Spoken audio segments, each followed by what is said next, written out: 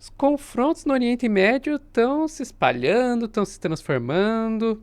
Agora você vê o Irã acusando Israel de ter matado um general da Guarda Revolucionária que estava lá na Síria. Mais para baixo, lá no Mar Vermelho, a gente tem navio afundando nos Estados Unidos dizendo que é culpa do Irã. Quem vai explicar toda essa bagunça aí no tabuleiro do Oriente Médio é Ad Ferrer, aqui no Plantão do Meteoro.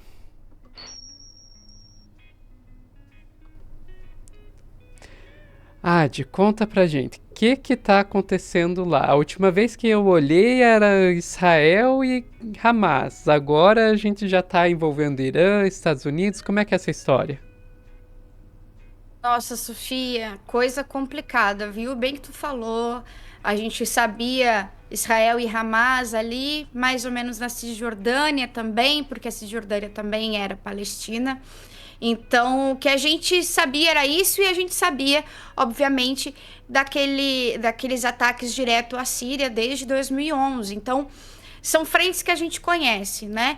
Mas as coisas têm se complicado mais nos últimos dias, Sofia. Agora, lá na Síria, em Damasco, que é a capital da Síria, o Irã diz que Israel matou, com um ataque aéreo, um conselheiro sênior da Guarda Revolucionária do Irã. Não vou falar o nome dele, porque todo mundo fala que eu não consigo falar os nomes das pessoas aqui, mas eu trouxe um videozinho para melhor ilustrar quem era essa pessoa. E só um adendo, diz que ele era o supervisor de envio de mísseis e armas para o Hezbollah, ou seja, fazia, né, essa questão Irã-Hezbollah. Pode botar aí, por favor, amiga? Um ataque aéreo na Síria matou um integrante do alto escalão da Guarda Revolucionária Iraniana. Said Razi era o responsável por coordenar a aliança militar entre a Síria e o Irã. A notícia foi divulgada pelo canal estatal iraniano, que culpou Israel pelo ataque. O presidente do Irã disse que vai revidar e as forças israelenses não comentaram o caso. Um ataque aéreo na Síria matou um... Ok. Então vimos aí, Globo News. A TV estatal iraniana disse que esse conselheiro, ele acompanhava com a Qasem Soleimani. Não sei se vocês lembram dele, que foi morto em um ataque de drones nos Estados Unidos, no Iraque, em 2020. Pois é, para a gente poder explicar mais ou menos o que está acontecendo, o Irã também estaria envolvido, segundo a inteligência dos Estados Unidos, em ataques contra navios lá no Mar Vermelho, que seria aí das forças Houthi, né, que são baseadas no Iêmen e seriam né, teriam recebido dinheiro do Irã. Há um mês atrás, eles divulgaram um vídeo, Sofia, que eu vou até trouxe para a gente ver, de um assalto que eles fizeram a um navio. E agora a inteligência dos Estados Unidos diz que esses ataques foram planejados com a ajuda do Irã.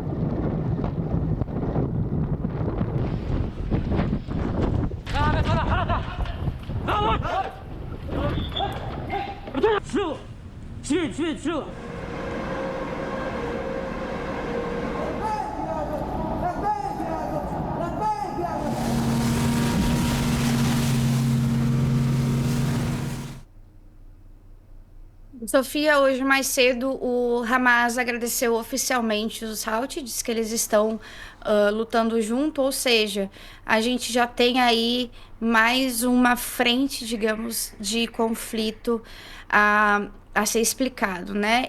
O Irã estaria então dando dinheiro para os Houthis, ao mesmo tempo, né, que dá dinheiro ao Hezbollah. E assim, eles têm também os conselheiros militares, que são membros aí da Guarda Revolucionária, que servem como conselheiros realmente na Síria. E de acordo com o Irã, Israel já teria matado duas pessoas, 2 conselheiros. Esses conselheiros, eles ajudam a treinar e organizar militantes xiitas do Iraque, do Afeganistão, do Paquistão, para apoiar o governo no conflito da Síria, tá? Os combatentes do Hezbollah, que são do Líbano, também trabalhariam em colaboração com esses comandantes. A Jihad Islâmica Palestina estava, inclusive, condenando o assassinato e disse que o Mousavi, né, que esse conselheiro que foi morto, ele teve um papel fundamental e central no apoio às forças de resistência na região. Então, o que nós temos agora, Sofia? Nós temos 7 frentes abertas, tá? São 7 frentes abertas. A gente não sabe por que passa esses filtros na minha câmera, mas passa de vez em quando. Enfim, são 7 frentes abertas. A faixa de Gaza, né, e Cisjordânia, que faziam parte da Palestina, né? Então são palestinos. O Líbano, principalmente no sul, que seria o Hezbollah, né? No Iraque, que também tem ataques ocorrendo por lá. No Iêmen, né? Pelo menos no litoral do Iêmen, ali no Mar Vermelho. Na Síria, que já tem ataques acontecendo já faz tempo, mas eles estão sendo intensificados. E agora o Irã. O Israel já agiu em 6 dessas frentes, tá? A única frente que não foi a frente mesmo, né, que foi explosivo para frente é o Irã. Então a gente tem aí essa última frente que está sendo aberta, mas que ainda não teve uma escalada de conflitos. E aí que mora o problema, Sofia, também, tá? Entrando o Irã, muito provavelmente a gente vai ter uma abertura muito gigantesca desse conflito ao ponto de pegar todo o Oriente Médio e talvez até mesmo forçar países do Ocidente, porque também passam cabos de internet ali embaixo. Então, há uma das problemáticas bem gigantes desse caso é que afete as comunicações do mundo se esse conflito se escalar. E se esse conflito se escalar para o Irã, a gente vai ver, muito provavelmente, os Estados Unidos ajudando Israel de forma mais direta. Aí, escalando pra caramba o conflito. Então, o que a gente tinha em outubro, que era apenas a faixa de Gaza, esporadicamente a Síria e esporadicamente o sul do Líbano, agora a gente tem ataques em 6 espaços e uma frente aberta, que a gente não sabe ainda se essa porta vai ser aberta por Israel ou não, porque segundo autoridades do Irã, essa morte vai ser vingada. Pois é, Adi, isso é uma coisa que realmente a gente olha e pensa que é bem preocupante, porque esse conflito se expandindo abre possibilidade dele se expandir mais ainda, né? Você já falou, entre os Estados Unidos. Não seria de surpresa a gente ver entrando outros países aí apoiando o lado do Irã. Então a chance disso virar um conflito generalizado vai crescendo.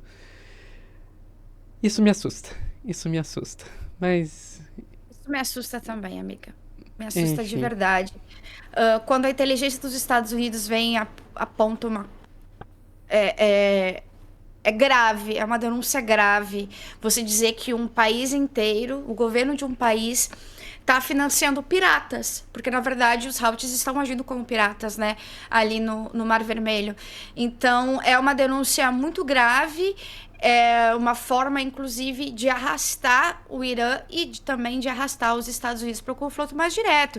E esse não é o único conflito que pode gerar, né, uma situação mundial. A gente tem ainda o conflito na Ucrânia, né, que envolve diretamente dos inimigos históricos dos Estados Unidos, que é a Rússia, que também está de olho nesse conflito, não apenas para pegar, né, as benfeitorias para si do que sair dali, mas também para, se houver alguma necessidade, de realmente ajudar nesse confronto.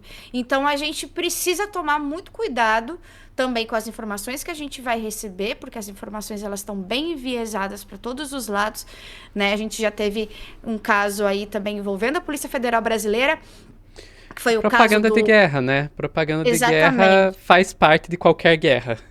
Exatamente. As 4 pessoas presas aqui, os 2 brasileiros apontados por Israel não tinham nada a ver com Hezbollah. Os outros 2 estavam em fase de recrutamento, ainda não sabia nem em quais lugares iam ser os atentados. Então era uma coisa muito, muito pequena ainda. Então acabou levando uma imagem no Brasil de que há uma grande célula do Hezbollah aqui dentro. E esse tipo de propaganda de guerra é muito comum, muito assim, normal. A gente viu, principalmente durante o início ali do confronto na Ucrânia, o que foi feito, né? E agora a gente está vendo uma outra forma de se fazer guerra de informação, né? Porque informação também é arma.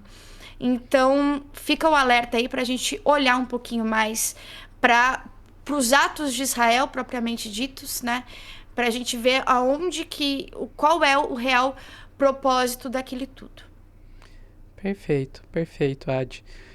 Muito obrigada por trazer essas informações pra gente. E daí, antes de terminar, vou passar aqui uma recomendação de filme para vocês verem lá na Filmica, plataforma de streaming cult independente que está oferecendo aqui esse plantão.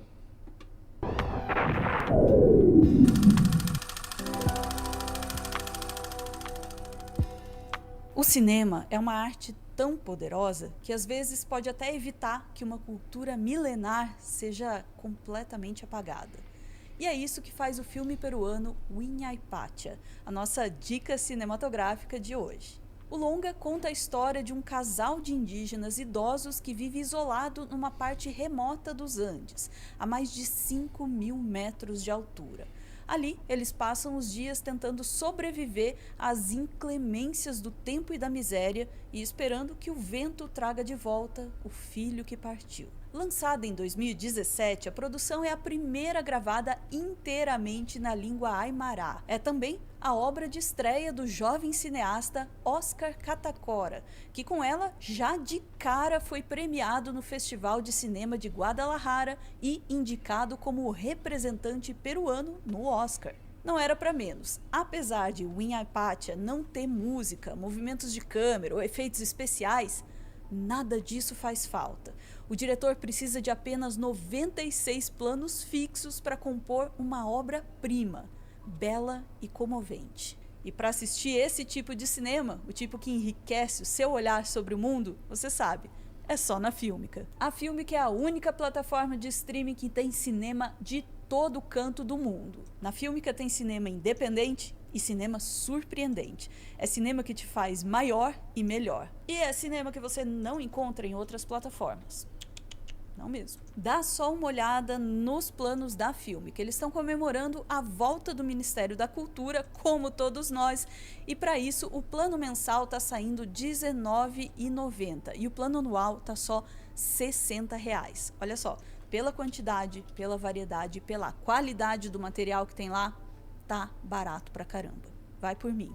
Filmica.com.br. Entra lá, assina e confere a curadoria especial que a gente preparou para vocês. Sabe, muitas vezes as pessoas acham que cinema é só um entretenimento ou uma diversão passageira, mas o cinema tem o potencial de mudar o mundo, de transformar a nossa memória e a nossa percepção sobre a realidade. E é por isso que a gente fica muito feliz de fazer essa parceria com a Filmica e poder compartilhar um pouquinho do nosso amor pelo cinema com vocês. Muito obrigada, Filmica, por nos dar essa oportunidade e por salvar o meteoro da extinção. E agora, de volta para o noticiário. Aí, muito obrigada, Filmica, por patrocinar aqui o Meteoro. Muito obrigado, Adi, pelas informações e muito obrigado para você que ficou assistindo até o final. Tchau, tchau.